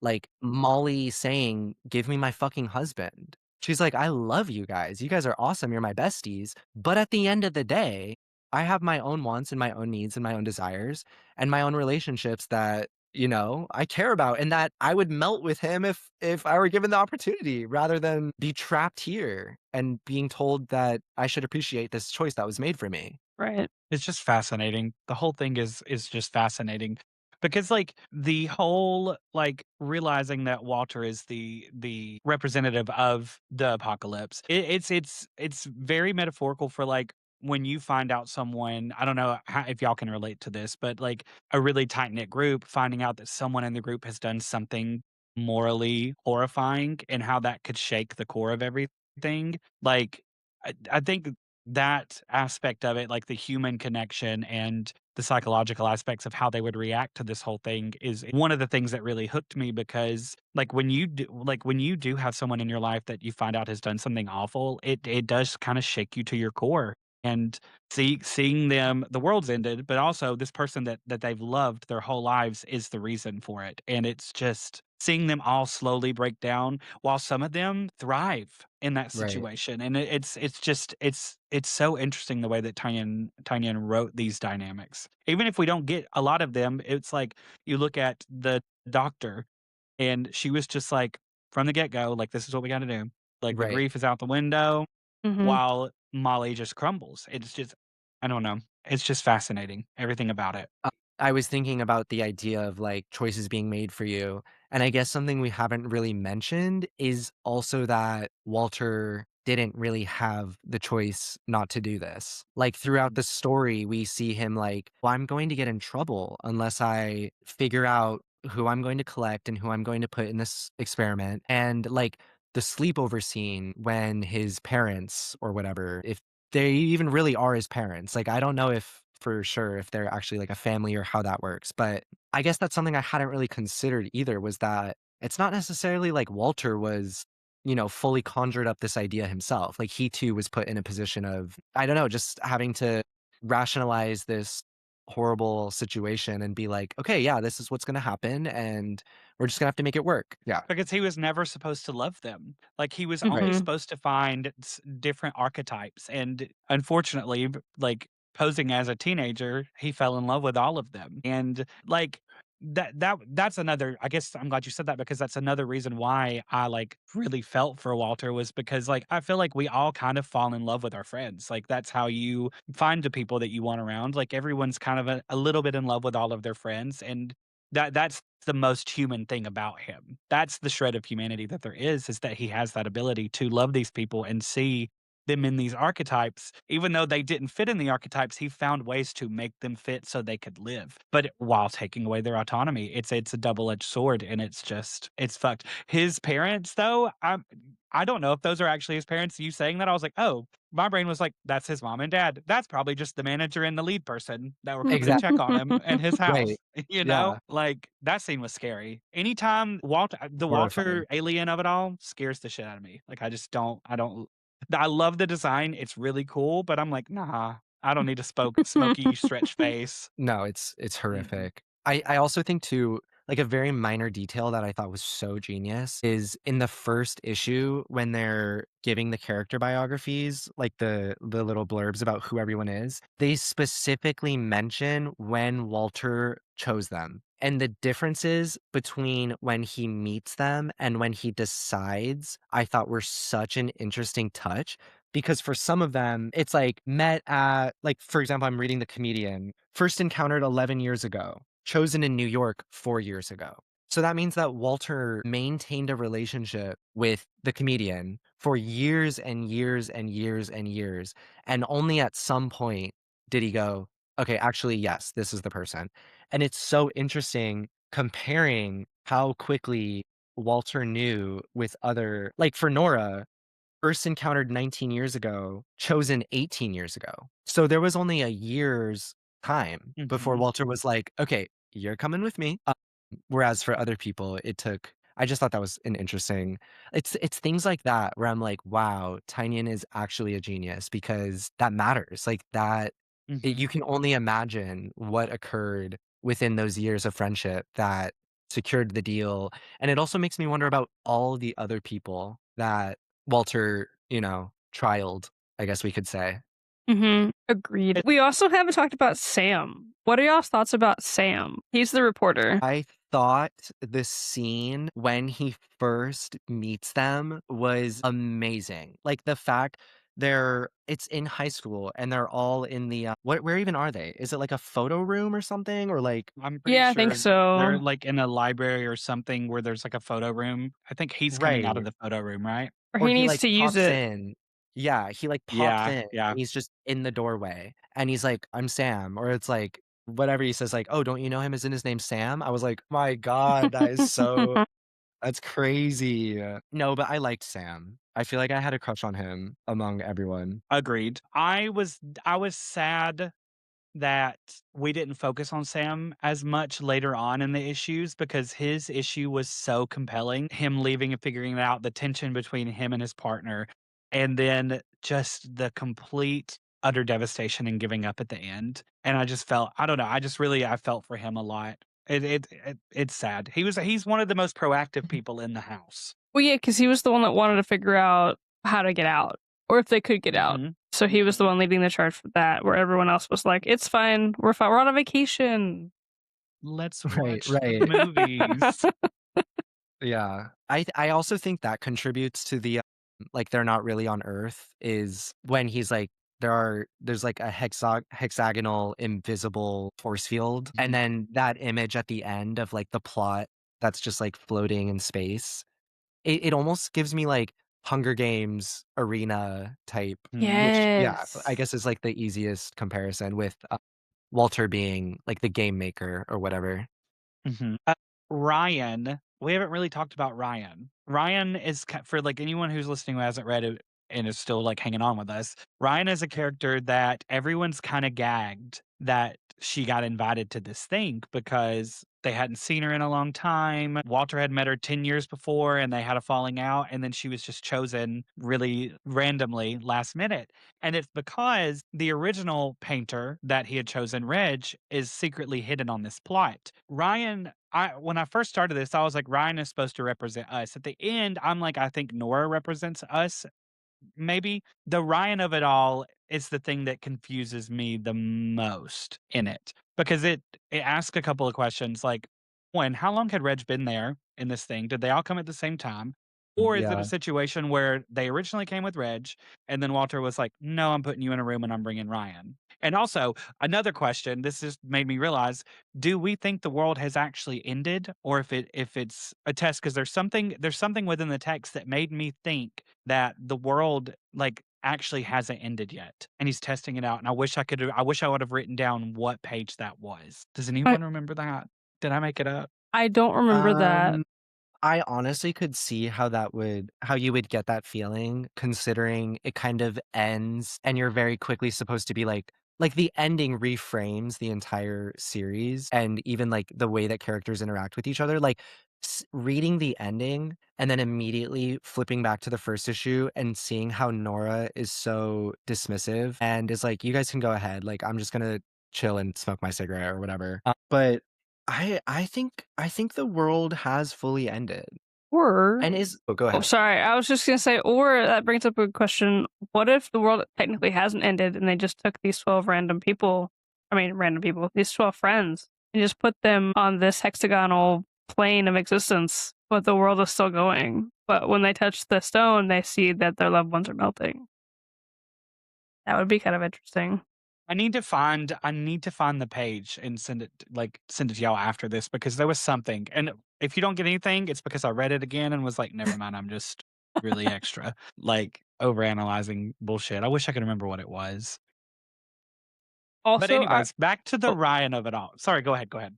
I was just gonna say I was kind of skimming through at the end of my book here. I don't know if you have the hardcover or not. I don't know what you read Mhm. that has Tynion's original character outlines, and it does say that Ryan is the lead of the story as much as there is one, which I found fascinating because I thought Nora would be the lead of the story. Yeah, I feel like Nora is the hero, and also, like, at the beginning, I thought Ryan was gonna be the lead of the story, but there are many times throughout this book that I was like, "Oh, there's Ryan, I forgot about Ryan," because she's Yeah. not featured a I lot, mean, and, like I could see Ryan serving as like the self insert because she is kind of thrown in at the last second. I feel like she has a little bit of like imposter syndrome. Like, why am I really here? These people all have such a rich history, and I'm kind of just like, and I also think that Ryan serves as an example of this story. I think would not be as interesting if Walter really was this like all knowing, completely flawless. The fact that he broke the rules and brought Ryan, which I Mhm. guess is like also something that should be said, is that the original plan was to bring 10, right? Mhm, And then Walter ends up bringing an 11th, but we're not really aware of that because we don't know that Reg is locked away in the like glass building. mhm, So I love seeing Walter's flaws, knowing that he's capable of so much, and also like every time he would freak out on someone and be like, "You can't," like he would almost blame people for being interesting or cool and like forming a relationship with him. Like he'd be like, "Oh no, you can't do this. Like you actually can't be doing this." And they're like, "What? Like I'm just having a good time. Like we're just hitting it off." Those were like my favorite parts. Or I mean, that was really where like the true tragedy and horror I think was unlocked. And I think Ryan, I don't know, poor Ryan. Ryan was never supposed to be, yeah, and I think, like, her idea alone of just, like of or maybe Walter saw something in Ryan that he also saw in Reg. I mean, they are both the painter, but I think maybe her immediately being like, because like, if someone asks you, "How do you think the world is gonna end?" It's simple to be like, "Oh, I don't know, like, maybe the world would explode." But Ryan's like, "Okay, so actually, like, let me just describe the most gruesome, like, thing you could imagine." And Walter's low key eating it up. Walter's like, "Wait, mhm. you're cooking." I love that. Literally texting the manager, Right, being like, right. "Hey, I have an idea." Uh, I think that it's interesting that Ryan is the one that pulled the trigger at the end of the book because she's the one that knew Walter the least. So she was the one that took the mantle of finishing him off, I say with air quotes, because I think everybody else had too much history with him to do it. I'm surprised. I was surprised it wasn't Nora, honestly, when I first read it, and then it makes sense that Ryan would be the one to do it. Also, going back to what Zach said, you were like, "Poor Ryan." Literally, the only person that she had in that house was Walter, yeah. and, like, Mhm. seeing her, like, follow after him throughout the book whenever he, like, came back and, like, made their memories, and he was just like, "Get the fuck away from me, girl, stop." And Yeah. she was just so sad. That was tragic. She literally, like, had a whole life behind. Literally Oof, sad, beautiful, tragic. stop.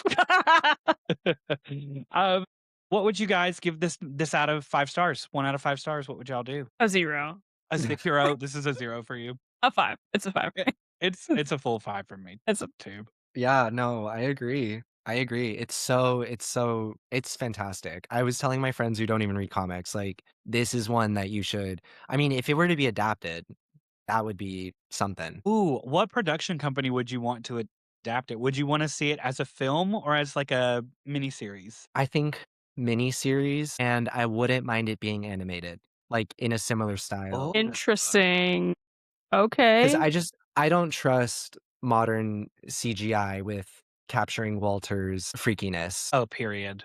That's fair. Period. So That's so real. if it was animated, for me, I would say Netflix because I like the animation that Netflix has done. But if it was like a live, I would say HBO. I was gonna Oh, say yeah. I would love to see Mike White get his hands on these character dynamics and like that there's something very White Lotusy about this book the way that all the Absolutely. story interconnects with the people, and I would love to see a director like that adapt this script. And it's just fascinating. Tynion has a couple of shows that are coming out. There are some announcements that haven't been made, and I've wondered if this was going to be one. Wow. Oh, really? I didn't know that.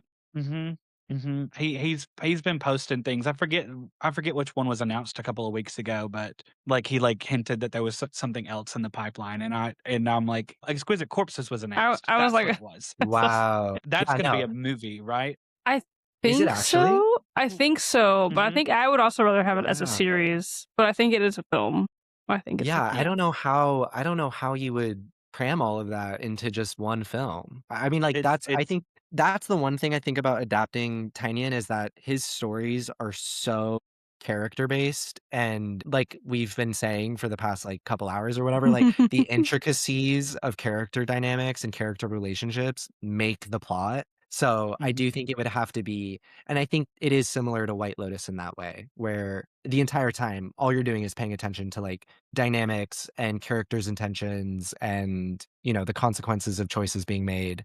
But yeah, no, I think honestly, a lot of Tinian stories could be adapted into like an episodic series because they're just so Mhm. good. They're so good. They are. I'm still trekking my way through Something Is Killing the Children, but it's fantastic. What do y'all think about we've all 3 read Exquisite Corpses, right? I No, haven't I have. finished. I haven't finished. Okay, well, then never mind, I'm Okay. not gonna go into it then. Okay, I was perfect, just gonna I perfect. ask what y'all thought about the comparison between how that was written versus this, and without talking about the finale, they feel like they're written by 2 different people to me. Only b well, okay, never mind. To be fair, a lot of Exquisite Corpses is not written by say. withdrawing the question. Okay. I forgot about that. I am He also I I gonna. did think just Oh, he come up with crafted the the plot. okay, yeah, like the concept. yeah. Mhm. Okay. I am gonna do this. I think he would be great for that. He did Breaking Bad and Better Call Saul. I could see that, and then I also I thought of when I was thinking about it earlier, Mike White's who I landed on, but I was playing around with the idea of it being adapted by the guy that did I forget his name, The Haunting at Hill House, The Haunting of Bly Mm, Manor, Oh, Matt forget his name, Reeves. but I love Is that maybe? right? I'm not Did sure. I just think I yeah, threw a I name don't know out. either. It's a man, One of them. so I don't know. One of It's them. but yeah, Nope. so 5 out of 5 stars. Any final thoughts on this before we move on into our pop culture pitches? I don't have anything else, I don't think. I don't think so besides like I recommend it. Highly recommend it. Oh yeah, read the book for sure. Anyone listening, read the book. If you like if you like Exquisite Corpses, you'll like this way more. So read this. That's my And that no amount of like us explaining it, like we could never capture the full depth of what happens in this story. I wish I wish I had a lot of people to talk about it because like hearing y'all's perspectives on it has been really interesting because like y'all have both said things that have maybe been like that's not at all how I took it. And I think it's such a conversation piece story because there's so many facets to it. So I'm glad that we all got to talk about it today because it's been Same. really enlightening. So every week on the pod we do a little pop culture pitch where we talk about something within pop culture media that we're obsessed with at the moment. Could be a book, a movie, a TV show, an album, and yeah, you just kind of yap about it, pitch it. Marsh, do you have one that you want to talk about this week? I mean, to keep it in the comic book space, I'm gonna say that you should go see Supergirl because it's really good and all the haters can get fucked. It is really good. I haven't seen We it yet. I'm excited for you to see it because I would love to know your thoughts. Really hate the inclusion of Lobo in it. I made a video talking about it. Marsh did not hate Lobo in it, but it's we I don't think the movie is a bad movie. I think it's a really good movie that suffers because of pacing due to Jason Momoa Really? and Interesting. other things. Yeah, Interesting. I think it stalls the story anytime he shows up, and I also just don't love that we have to throw in, a character for boys. Like, I hate That's that we fair. have to do that in a movie about a woman. Why do we have to have Jason Momoa there just to sell some toys? Because he doesn't bring anything to the plot. Like, there's no story, there's no growth. He just shows up and then he goes, "See ya, tits." Sorry, I'm not gonna go into God. too much detail, Oh but he my says that, god. and I hated it. Yikes. Yeah, Uh, that was that. Okay, yeah, that when that happened, I was like, I don't know. I think they honestly just included him A because they wanted to sell it to boys and men. B, they wanted to bring him into the universe so they could make a movie, make a TV show, whatever they're gonna do with that character. But it's much like how they include romance in like war movies for men. Like they include the token romance that men that complain about it. So like it's I get it. I just I don't know. I didn't think it hurt the movie. I just think he was just there more than anything else. Well, yeah, and then that's my issue with it, I think, is that he's just there, like, but Mm, it doesn't add anything, and that's people are saying that the movie's pacing is weird and, like, really shitting on the women, but really hyping him up, and I'm like, "He's there for 7 minutes total, doing nothing. Why are y'all obsessed with this man? I don't get it." Saying that Ruthie, a 13-year-old girl, talks too much and that's why you hate the story is crazy what? that you're mad a girl is talking. Yeah, that's been the thing that I've been seeing every boy on Tik not every boy, but a lot of boys on TikTok saying about the book and the movie, that Ruthie's just annoying and I wish she would stop talking, and I'm like, "You That's just say you don't like girls, like, period." Right. Yeah. mm, But yeah, you should watch the movie because it is fantastic. that's really Do Like, you good. think that it Millie Alcock. do you think it's worth reading the original comic first? Because I also heard that there were some differences. There are a lot of differences. I I think that you should watch it before you read it, Really? honestly.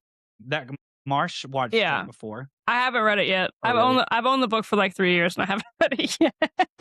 I But mean, yeah, I yeah, it's think I would relatable. have enjoyed it more had I not read it. Really? Mhm. Wow. my husband even Interesting. liked it a lot. So that was really cool. I was like, "Did you like it?" And he's like, "Yeah, I really liked it a lot." I was like, and then he went into more details that I'm not going to go into because there's spoiler territory. Mhm. But no, he really liked it, which is always makes me feel good when I take him to go see a superhero movie.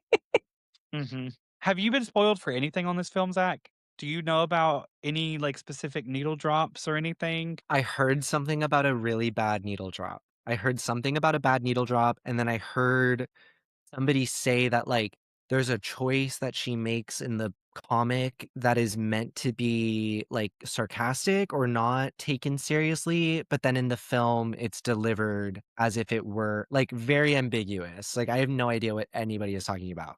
I'm also like, I don't even know a lot of Supergirl lore generally. Like, I know her name, I saw Superman, but, like, I don't know a lot about her at all, so I would kinda be going in blind. So that's how I You went should in. keep it that way. Yeah, Okay. I would keep it that way. Like I knew what her backstory was or what I thought was her backstory, and then I didn't. So it was a nice, honestly refreshing not knowing a lot about the characters that are Yeah, in the film. So yeah, I could imagine that. I will say, Marsh, or I meant to say this whenever you sent me the voice memo. You saying that you thought her backstory was one thing, that is because her backstory has been changed, gone back and forth multiple times throughout different forms okay, of media. So the okay, one that you said is absolutely a backstory somewhere where she, held baby Kal-El in her arms and then they sent him off. okay, And yep. it's yeah, yeah. So it's just it's just one of those comic book things where things get switched around. And Exactly. yeah, I like what they did with it in this. I'm excited for you to see it, Zach, because it is a really good film overall.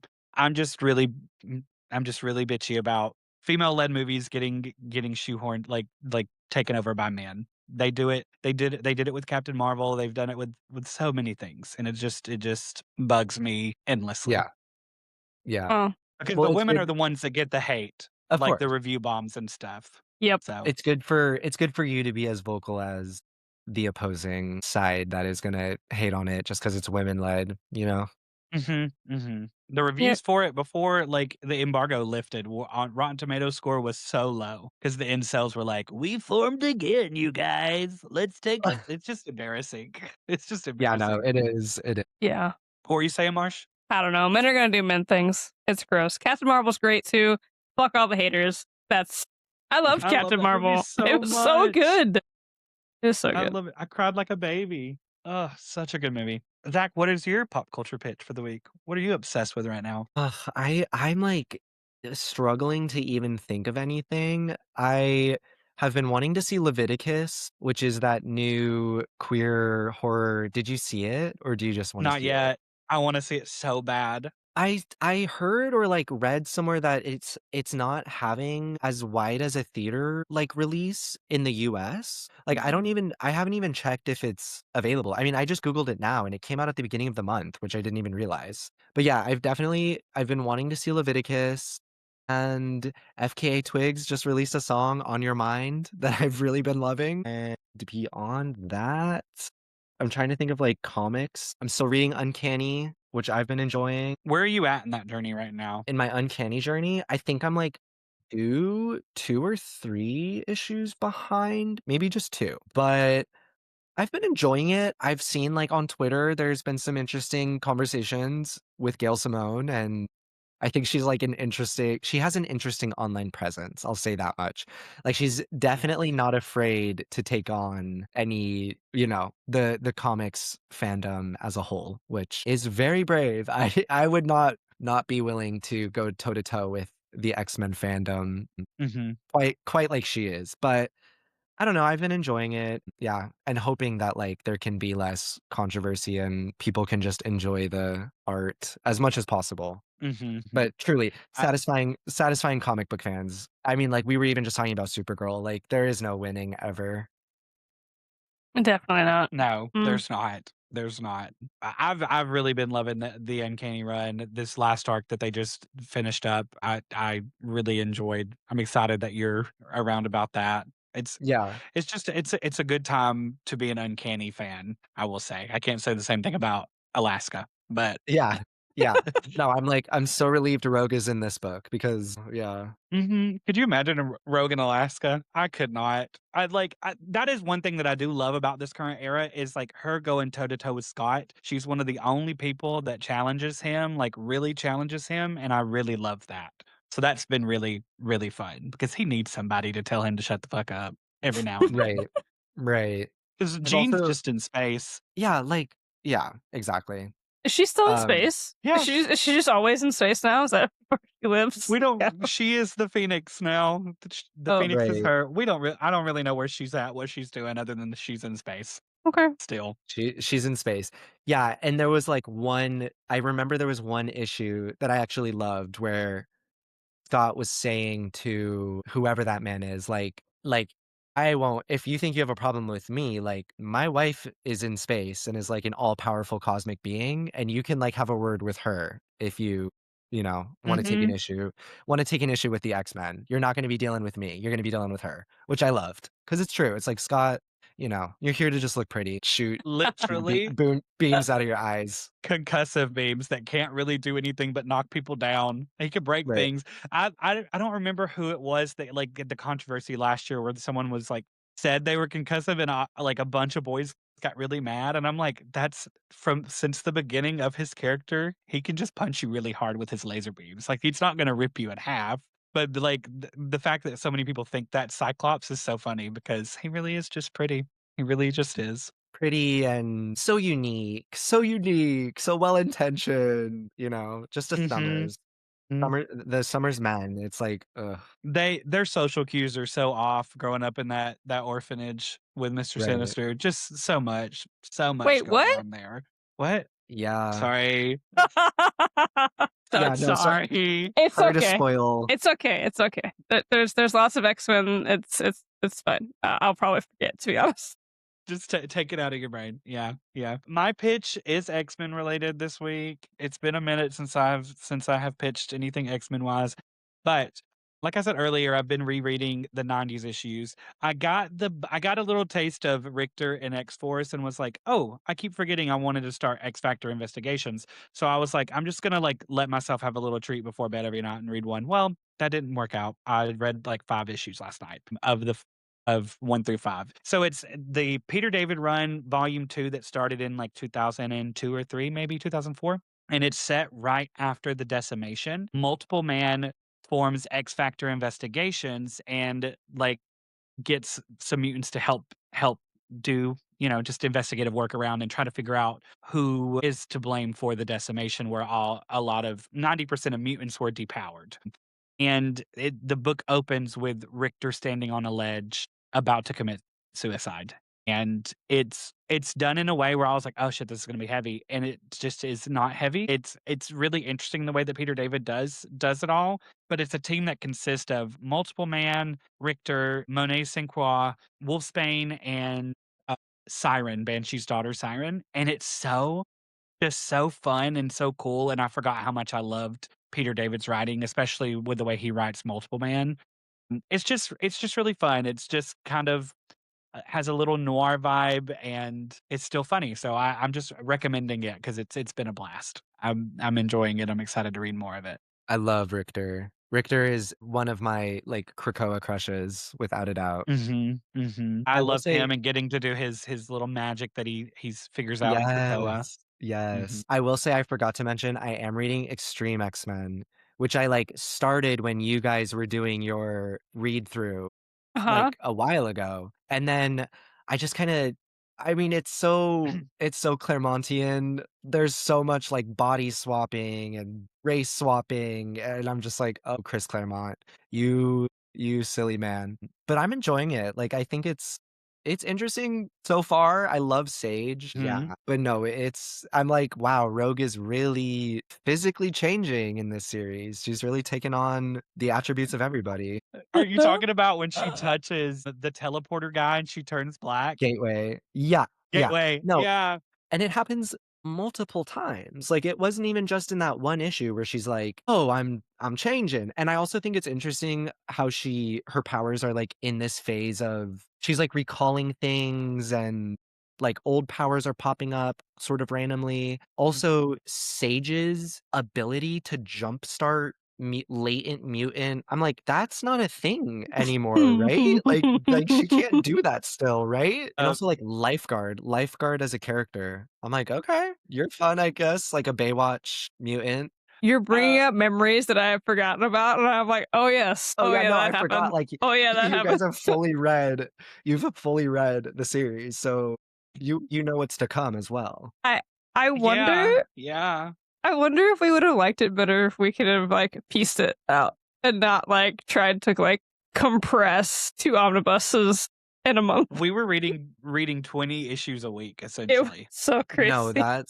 that's a lot. I mean, even the, like, Savage Land 4 issue, especially with Claremont, like, he'll put an essay on a page and not have any shame about it, and I'm like, "Oh," I, like, swipe to the next pen or whatever on my iPad, and I'm like, "Oh, okay, so this is just the most words in a comic book." And for no reason, and for no reason. For no Like, reason, describing Savage dinosaur Land, people, yeah. That art have you okay, where are you at?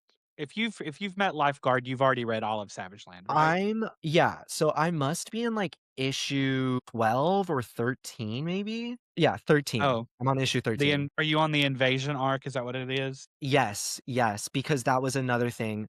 The alien, the, like, weird sort of dinosaur-looking guy was just body transformed into Storm, and I'm like, "Chris Claremont, you can't keep doing this, you can't keep getting away with this," but he does, and he has been since, like, the '80s. Yeah, yeah. Yeah. The Savage Land arc is I it's one of the worst things that I've ever read that holds no like, there's nothing about it that ever is used again, like, in years of comics. Also, I'm so glad you brought it up because I was reading all of the episode summaries for X-Men '97 season 2, and I think they're doing that arc in one of these episodes. No way. Like, for Yeah, real? So, like Oh, dear. I'm pretty positive they are. so You need to Storm do is a going to reaction. be, like I mean, I don't even understand quite, like, she's, like, brainwashed or something in that? Okay, so it's actually horrific because what happens is that man, he brings out her most innate instinctive things and makes her into an African savage. Like that's essentially what Claremont is saying with that. Okay. Mhm. And we were so gagged. We didn't even talk about that arc on the pod. I We think gave we like a just read really it. quick sentence and moved on. I was And like, quickly "It's moved terrible. on. Don't Yeah, read it." I And don't we blame moved you. on. No, and then in this past issue, it's Storm and the man who's, like, kidnapped her and turned the dinosaur-looking guy into her and is sending him back to the and she's like, I don't know what she's like, I'm not gonna surrender," or, like, she's like, "It's my choice," and then they kiss, and I'm like Oh, yes. I'm like, Christopher Claremont, sir, like, you cannot be doing this. Mind you, these issues came out like 26 years ago or like Yeah. 23 years ago or whatever. So it's been done and over. I'm just like, my goodness. I beg you to, like, either send us updates or post something about your response Please. as you continue this because, Yeah, you haven't even scratched the surface of the wild shit that you're about to read. Like, perfect. I made so many apologies to Marsh and to anyone who read it with us while we were reading it. I was like, "I'm so sorry that if this is your first introduction to X-Men, this is not it." It's still fun. I still do there's a part of me that loves it, but reading it all in 1 month was really hard. Really hard. There were some decent parts. Like, I remember there were some decent parts of it, but a lot of it was not good. Yeah. There were days we'd just be texting each other all day long, mad as hell, that we were having to read some of the shit he was putting on the page. I'm excited for you. It's a journey. It is a journey. It is coming on 2.5 hours of recording, and my dog is running around this room begging to go outside. So if no one has anything extra that they want to say about Nice House or any other pop culture things, maybe this is where we say goodbye for the night. Wait, read Escape. Escape is really good. That's all I Yeah! have. Marsha's letter got published in Escape this week. It So Oh did. my gosh, So both of you back to so back to back. Like, what back. is going on? Yeah, That's so it's so crazy. exciting. Congrats. thank you, thank you. Uh, It was very I had the zoomies when I saw Yesterday, it. you did have the zoomies. Marsh called me and I Oh. was like, "Someone's dead," and it was actually incredible news. So, are you just finding out from, like, literally like, how are you Yeah, realizing it? you buy the book every month and hope that your letter's published. Wow. Yeah. That's literally what That's it so is. They don't let incredible. you know anything. We had given up, because Mhm. we had talked about it whenever we wrote those letters, and I think it was probably 3 months, I wrote it 3 or like 4 Oh, months. really? November. I wrote it before I moved. It still says Texas on it. Oh, it was that Oh my long ago? gosh. Mhm. Wow, So No, that's wow. exciting, Yeah. though. That makes me wanna start writing, or I mean, like, writing in, it 'cause makes me that's want to so read it. exciting. Yeah, it makes me want to start writing a little bit more. It's the first letter I've ever written too, so I was like, Oh my gosh. so it's really cool. And then you get to, like, keep it in that issue for the rest of time, which is Mhm. so awesome. Mhm. Yep. You should absolutely do it. Yesterday we went to like the big city in my area so we could go to this big comic shop, and my friend was like, "Oh yeah, I wanted to pick up the book." And she went over there and she grabbed it and came back. She said, "I got this one." And it was the Pride cover with Bobby. And she said, "Of course your letter will be in this gay book." And I was like, "Fuck." Yes, But I yes. do love that it is in the Pride variant. Like it's the Pride month one. So I didn't even realize that That's last cool. or whenever I found out. But yeah, I still can't believe that it was back to back for us. That's so sick. That is. So freaking sick. So yeah, read Escape, read Uncanny X-Men number whatever 30 it is. Zach, thank you so much for coming on. This has been a blast. We'd love to It's have you For been back having me. sometime if you ever want to come back. Yes. Oh my god, I would love to come back. It's been so awesome chatting with you both. I don't get to talk about comics with people often, or even ones that I've, like, read, so it's so awesome to be able to chat with you both about it. Hey, that's the reason why we started this pod was because we would play video games and talk, and her husband was like, "You guys just need to do a podcast." It's like all we would do is just talk like in this way about Mhm. everything Yeah. while getting murdered on Fortnite and in Rivals. Yeah. But again, it's been a great time having you. And Marsh, any final thoughts? Nope. Nope. Same time next week. Same bat time, same bat channel.